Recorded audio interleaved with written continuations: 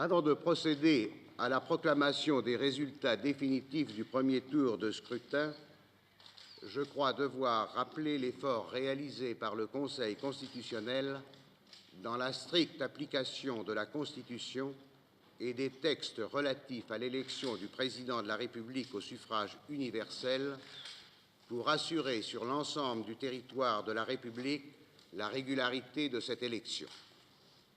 Le Conseil constitutionnel, qui fait pleine confiance aux magistrats de l'ordre judiciaire, quel que soit le lieu où ils exercent leurs fonctions, a désigné, tant dans les départements de la métropole que dans les départements et territoires d'outre-mer, les premiers présidents des cours d'appel ou présidents des tribunaux supérieurs d'appel comme délégués permanents chargés de suivre sur place les opérations relatives à l'élection du Président de la République.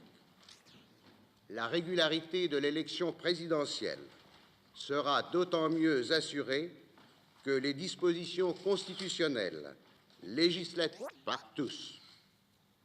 Je vais maintenant donner lecture des résultats.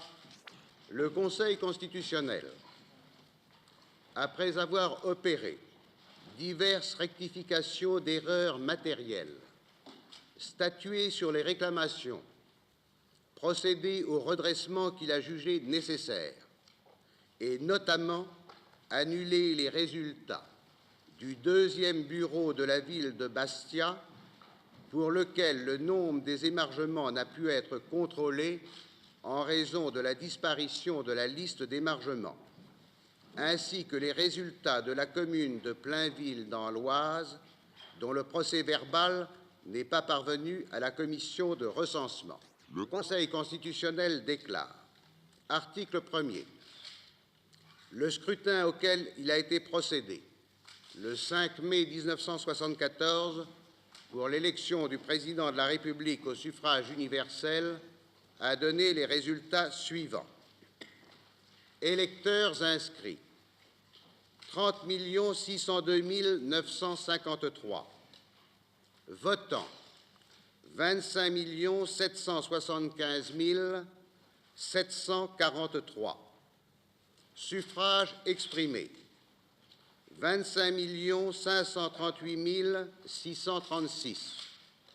Majorité absolue, 12 769 319. Jacques Chaban-Delmas, 3 857 728. Alain Krivine, 93 990. Mademoiselle Arlette Laguillet, 595 247. Jean-Marie Le Pen, 190 921.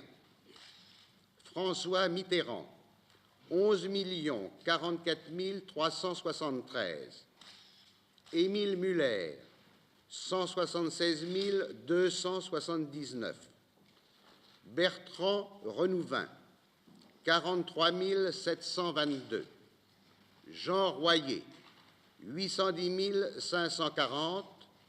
Jean-Claude Sebag, 42 007.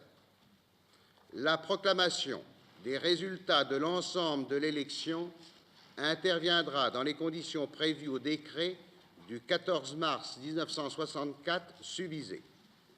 La présente déclaration sera publiée sans délai au journal officiel de la République française.